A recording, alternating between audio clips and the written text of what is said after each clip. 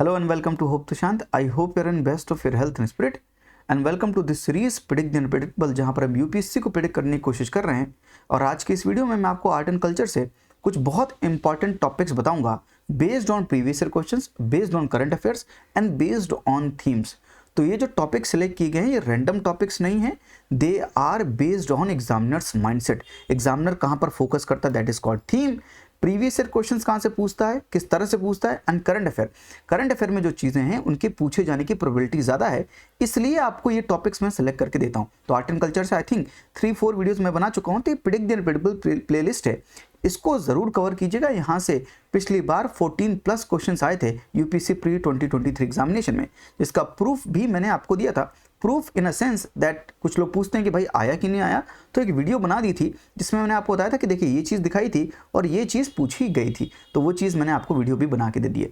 तो that means कि ये सीरीज़ बड़ी इंपॉर्टेंट है। कहने का मतलब ये है कि सीरीज़ बड़ी इंपॉर्टेंट है, इसको अगर आप कवर करेंगे तो आपको बहुत मदद होगी यूपीएससी प्री 2024 एग्जामिनेशन में।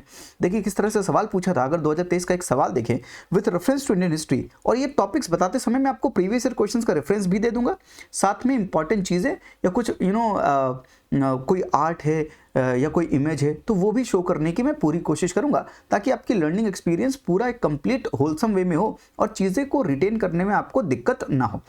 2023 में सवाल पूछा था with reference to Indian history, Alexandria, A.H. Longhurst, Robert Sewell, James Burgess and Walter Elliot, ये किससे एसोसिएटेड है? और आंसर था आर्कियोलॉजिकल एग्जीक्यूशन।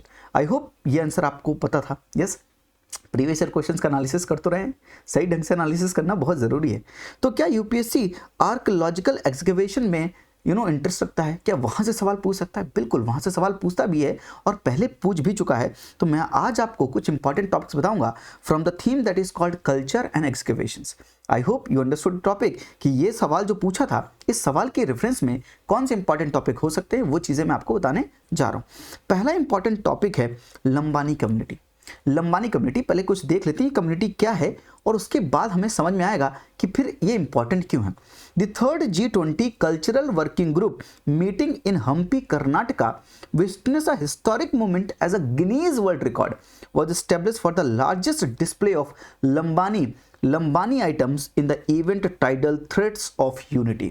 यानी गिनीज वर्ल्ड रिकॉर्ड में अगर कोई चीज़ स्टैब्लिश्ड हुई है the largest display of Lambani items, that means वो इंपॉर्टेंट है। एंड G20 तो इंपॉर्टेंट है ही है। क्या मैंने पिछली बार आपको बताया था G20 इंपॉर्टेंट और सवाल पूछा गया था? बिल्कुल पूछा गया था, और लॉजिक भी बताया था कि इंडिया की प्रेसिडेंसी है इसलिए G20 से सवाल पूछा था। और एकदम बेसिक सवाल पूछा था कि the G20 group was originally established as a platform for the finance minister and the central bank governors to discuss the international economics and financial issues and digital public infrastructure is one of the India's G20 priorities. इसका answer क्या C है भाई? 1 और 2 answer है क्या? तो G20 से सवाल पूछा था, और इस बार भी G20 के रेफरेंस में कोई चीज़ें हैं तो इंपॉर्टेंट हो जाती हैं, और जब वर्ल्ड का गिनीज वर्ल्ड रिकॉर्ड मिला हो तो बहुत ज़्यादा इंपॉर्टेंट हो जाता। तो ये लंबानी कम्युनिटी, और ये रहा उसका रेफरेंस, ये रहा image. Yes, the community called Manganiyars is well known for their, यानी ऐसे टॉपिक से सवाल जरूर पूछता है कि ये कम्युनिटी है, ये किससे रिलेटेड है। 2014 में भी ऐसी कम्युनिटी मंगनियार से सवाल पूछा था। कल के दिन आपसे ये भी पूछ सकता है कि लंबानी कम्युनिटी किससे रिलेटेड है। I hope you got the point. The Lambani art is a form of textile embellishment practice by the Lambani और द बंजारा कम्युनिटी। क्या यूपीएससी ने बंजारा से सवाल पूछा है? Answer is again yes. So I am doing this for you guys to make sure कि themes, previous year questions, current affair का एक बेहतर कॉम्बिनेशन आपको दे सकूं और आपको समझ आए कि ये वाकई में इंपॉर्टेंट है। और जब पूछे जाएंगे ना तो दिल गदगद हो जाता है, और जो लोग नहीं देखते हैं फिर कहते हैं कि अरे कुछ आया नहीं। जब आप पढ़ेंगे, पूरा समझेंगे, तो जब आएगा तब आपको मिलेगा। यहाँ से नहीं आएगा तो इसी रेफरेंस से सवाल पूछ ले जाएगा। I hope you got the point. Yes, तो लंबानी और the Banjara community a nomadic group inhabiting several state of India specially Karnataka. I hope you got the point. तो Lambani art is a form of textile embellishment, इसलिए मैंने आपको Lambani art भी यहाँ पर show किया। ये था Lambani art. Yes, it is characterize by the colourful threads, जो कि मैंने आपको दिखाया, mirror works and a rich array of stitches pattern on a loosely woven fabrics. इस तरह के आप देख सकते हैं, यहाँ देखिए शीशे भी लगे हुए हैं और ये पूरी तरह से थ्रेड स्टिच है अच्छे से। Yes, it involves skilfully stitching together small piece of discarded fabric to create a beautiful patch work and it is recognised as a sustainable practice that works on a principle of recycle and reuse. Which means यहाँ पर एक angle इसका भी है कि किस तरह से रिसाइकिल करके इतना बेहतर कुछ क्रिएट कर सकते हैं, और वो इंपॉर्टेंट एग्जामिनेशन के पर्सपेक्टिव से हो जाता है जब गिनीज वर्ल्ड रिकॉर्ड में कोई चीज स्टैब्लिश की जाए। आई hope you got my point. And साथ में जीआई टैग बड़ा इंपॉर्टेंट है, पिछली वीडियो जीआई टैग के ऊपर थी, आई होप आपने पसंद की। मैंने हर एक चीज़ को वहाँ पर लगाकर जूम करके इमेज के साथ आपको चीज़ें दिखाई। आई होप ये इनिशिएटिव जो है आपको पसंद आ रहा है। अगर अच्छा लगता है तो लाइक ज़रूर क्या करिए। जैसे आपका सपना है, आपका गोल है आईएएस आईपीएस ऐसी सर्विसेज में जाने का, वैसे मेरा गोल है बहुत बच्चों तक पहुँच उनकी मदद करने का। अगर ये गोल पूरा करने में आप मेरी सहायता करेंगे, I will be very grateful to you guys. अगर आप लाइक शेयर सब्सक्राइब के माध्यम से, कमेंट के माध्यम से अगर इस चैनल को ग्रो कराएंगे, मैं आपके लिए हमेशा आपको ग्रेटिट्यूड प्रेजेंट जरूर करूंगा। Sandur Lambani embroidery, a specific type of the Lambani art from the Sandur region of the Karnataka, received GI tag in 2010। तो यहाँ पर आपको ये भी कनेक्ट हो गया, किसी को जीआई टैग मिला था और वो लंबानी आर्ट था, specific type of Lambani art है, लंबानी आर्ट से कनेक्ट हो गया ये चीज़। तो लंबानी आर्ट एक इंपॉर्टेंट टॉपिक हो गया जो मैं आपको बताना चाह रहा था इस वीडियो के माध्यम से। पहला इंपॉर्टेंट टॉपिक ये हो गया। The second important topic is megalithic dolmen site. PYQs में क्या हड़प्पन साइट्स के ऊपर सवाल पूछता है, कभी कंगनल्ली, कभी कालीबंगन, कभी लोथल, कभी धोलावीरा। आई hope you got the point. Dholavira के बारे में सवाल पूछा था रिसेंट ईयर्स में, तो सवाल पूछता है, साइट से सवाल पूछता है। तो क्या मेगालिथिक डोलमेन साइट्स के ऊपर सवाल पूछ सकता है? बिल्कुल बन सकता है। The discovery of the unique terracotta figurines in the megalithic dolmen site near Moodbidri, Dakshina Kannada is a significant archaeological find. Archaeological exhibition सवाल इंपॉर्टेंट है क्योंकि 2023 में पूछा गया था। साथ में देखिए यहाँ पर कुछ करंट अफेयर में हुआ है, इसीलिए टॉपिक न्यूज़ में और इसीलिए मैं आपके लगा के रहा हूँ। तो प्रीवियस ईयर क्वेश्चंस का लिंकेज है, करंट अफेयर का लिंकेज है, साथ में थीम तो है ही है, एग्जीबिशन से सवाल यूपीएससी पूछता है। And according to historian T. Murugeshi, who was involved in the exploration, these figurines dates back to 800 to 700 BC। तो 800 to 700 BC की बारे में बात हो रही है। 8 figurines were found during the exploration and these include 2 cow bovines, 1 mother goddess, 2 peacocks, a horse, a hand of a mother goddess and an unknown object also. And the site at the Mudu Konaje was first discovered and reported by the historian and researcher Pundikai Ganapaiah Bhat in 1980s। I hope you got the point. Pronunciation थोड़ा difficult हो जाती है, माफ करें उसके लिए, पर जो चीज़ मैं कन्वे करना चाह रहा था वो समझ गया कि मेगालिथिक डोलमेन साइट इंपॉर्टेंट है क्योंकि यहाँ पर कुछ अभी टेराकोटा फिगरीन्स पाए गए हैं जिसमें मैंने आपको थोड़ी चीज़ें एक्सप्लेन की गई। यस, कुछ इस तरह का दिखता भी है, ठीक है। तो मेगालिथिक का मतलब होता है बड़े बड़े पत्थरों से। Yes, mega and lithic means stone. Yes, next important topic is Gwalior का घराना। तो UNESCO has recently declared the Gwalior as the city of music. तो ये जो ग्वालियर घराना हो गया ये इंपॉर्टेंट हो गया। याद है प्रीवियस ईयर क्वेश्चन में तानसेन के बारे में भी पूछा था, मैं तानसेन के बारे में किससे एसोसिएटेड हैं, अकबर के उस कॉन्टेक्स्ट में पहला ऑप्शन भी फ्रेम किया था, मेनी रागास ऐसे करके अदर ऑप्शन भी थे। ये प्रीवियस ईयर क्वेश्चन मुझे क्यों याद है? क्योंकि मैंने बार बार उनको किए हैं और अपने स्टूडेंट्स को माइंडसेट बिल्डअप प्रोग्राम में बार बार करवाए हैं, सही ढंग से प्रीवियस ईयर क्वेश्चंस का एनालिसिस भी करवाया, इसीलिए वो चीज़ें मुझे याद है, इसलिए मैं आपको रेफरेंस दे भी पाता हूँ। हाँ, फोटो लगा कर नहीं आया, कोई बात नहीं, लेकिन आप आई hope you got the point, आप वहाँ तक पहुँच गए। तो ग्वालियर घराना यूनेस्को बड़ा इंपॉर्टेंट चीज़ है। अगर यूनेस्को कोई चीज़ डिक्लेयर कर रहा है वो एग्जामिनेशन में पूछे जाने की उसकी प्रोबेबिलिटी ज़्यादा है। तो UNESCO declare the Gwalior is the city of music.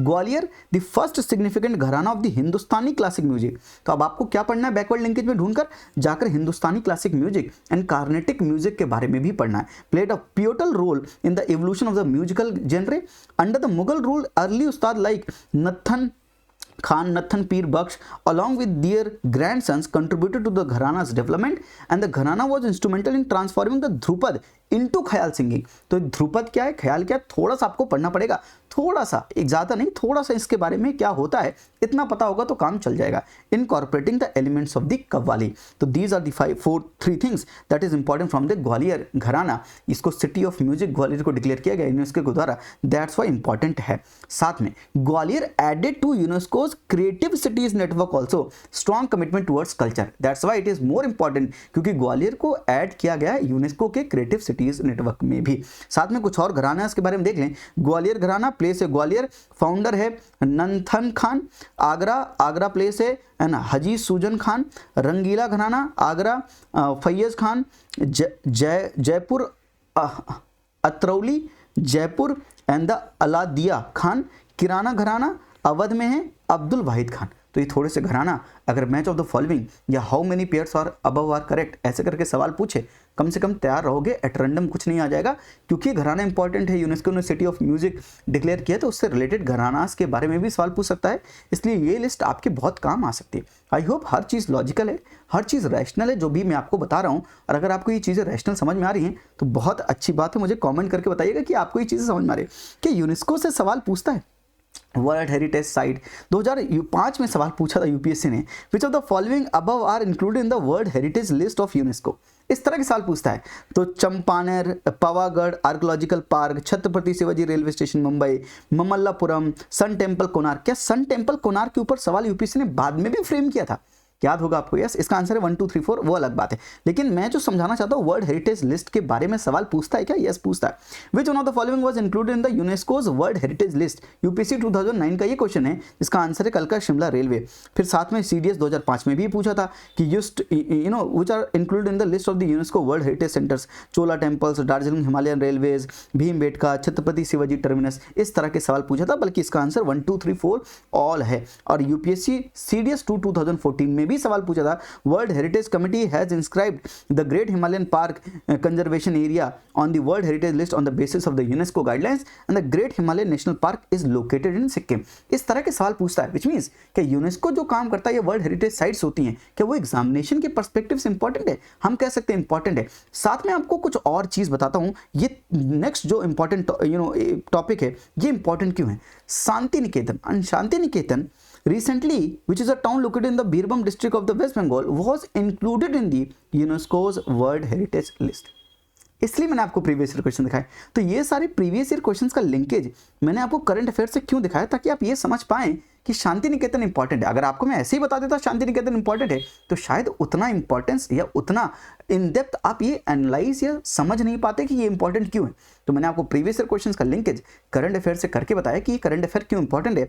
Shanti Niketan on the UNESCO's world heritage list, that's why it is important. Historical significance क्या है? In 1862 Rabindranath Tagore father Devendranath Tagore spotted the scenic landscape and decided to establish an ashram, building a house called Shanti Niketan, meaning the abode of peace. और आज के ज़माने में piece बहुत ज़रूरी है। Name change, the area originally called Bhuba Danga and was renamed Shanti Niketan by the Devendranath Tagore due to its conducive environment for meditation and educational legacy. In 1901, Rabindranath Tagore chose a significant portion of the land and established a school called the Brahmachar Ashram model. Based on the Brahmachar Ashram model, this school later evolved into the Vishwa Bharati University. I hope you got the point. Education, peace and Rabindranath Tagore father, और रविंद्रनाथ टैगोर के ऊपर तो और focus रहता है UPSC का। आपको 2021 का सवाल याद है जहां पर मदनापल्ले के बारे में पूछा था, Madanapalle of the Andhra Pradesh, which one of the following statement is correct? और आंसर क्या था? Rabindranath Tagore translated the national anthem from Bengali to English है। दैट्स वाई रविंद्रनाथ टैगोर के कॉन्टेक्स्ट में ये मदनापल्ले के बारे में सवाल पूछा था। इसलिए क्या रविंद्रनाथ टैगोर जहां पर होंगे वो इंपॉर्टेंट चीजें हो सकती हैं जब करंट अफेयर में हो, जब प्रीवियस ईयर क्वेश्चन पूछी गई हो, जहां पर वर्ल्ड हेरिटेज साइट एक इंपॉर्टेंट थीम भी हो, जहां से यूपीएससी बार बार सवाल पूछता है। तो क्या ये टॉपिक शांति निकेतन आपके लिए एग्जामिनेशन के पर्सपेक्टिव से इंपॉर्टेंट हो सकता है? बिल्कुल हो सकता है। That's why it is a very important topic. Next important topic is Keeladi execution. I hope मैंने आपको कई बार बोला, ये यूपीएससी प्री 2023 का सवाल देख लीजिए। आर्कोलॉजिकल एग्जीक्यूशन में यूपीएससी का बड़ा फोकस रहता है, सवाल पूछता है, यानी किलादी एग्जीक्यूशन बड़ा इंपॉर्टेंट है। रिसेंटली करंट अफेयर का कॉन्टेक्स्ट देख लीजिए। Recently the archaeological survey of India has submitted a detailed report on the findings during the first 2 phase of the digging at Sangam era sites and their significance. कि Sangam era से बार बार सवाल पूछता है। आप सवाल जाकर देखिएगा, आपको संगम एरा के भी सवाल मिलेंगे, ठीक है।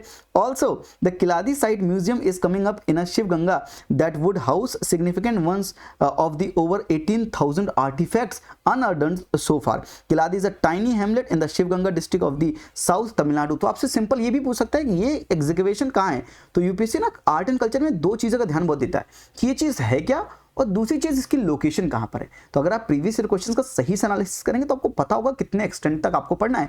जब आपका एक्सटेंट उतना हो जाता है कि जितना एग्जामिनेशन के पर्सपेक्टिव से इंपॉर्टेंट होता है तो आपके ऊपर बर्डन कम क्रिएट होता है। Kiladi, it is about 12 kilometers southeast to the temple of the Madurai and is located along the Vaigai river. The excavation here from 2015 proves that the urban civilization existed in Tamil Nadu. Urban civilization existed in Tamil Nadu in the Sangam age on the banks of the Vaigai river. और ये है कुछ इस तरह का execution. Yes, मैंने आपको photo के साथ किलादी एग्जीक्यूशन के बारे में बताया भी, साथ में करंट अफेयर के पर्सपेक्टिव से क्यों इंपॉर्टेंट है। तो current affair, previous year questions और थीम के पर्सपेक्टिव से मैंने आपको आज 5 इंपॉर्टेंट टॉपिक बताए from art and culture. They can be asked in UPSC pre 2024 examination. I hope ये वीडियो आपको मदद की होगी। आई होप कि आप ये समझ पाए कि एग्जामिनेशन में कैसे टॉपिक्स को सेलेक्ट करते हैं। ये एक आर्ट है जो आपको सीखनी पड़ेगी अगर आपको ये गेम जीतना है, क्योंकि आप हर चीज़ समंदर समेट नहीं सकते हैं। समंदर समेटने निकलेंगे तो बस बर्डन ही क्रिएट होता है, और मैं नहीं चाहता आपके ऊपर बर्डन क्रिएट हो। ये छोटी वीडियोस के माध्यम से मैं चाहता हूँ आप मेहनत करें, सही डायरेक्शन में मेहनत करें। स्मार्ट वर्क का मतलब होता है double the hard work but in a right direction, and that will help you definitely to qualify this examination. I hope that's it for today. I hope you understood. Thank you, नमस्ते, जय हिंद।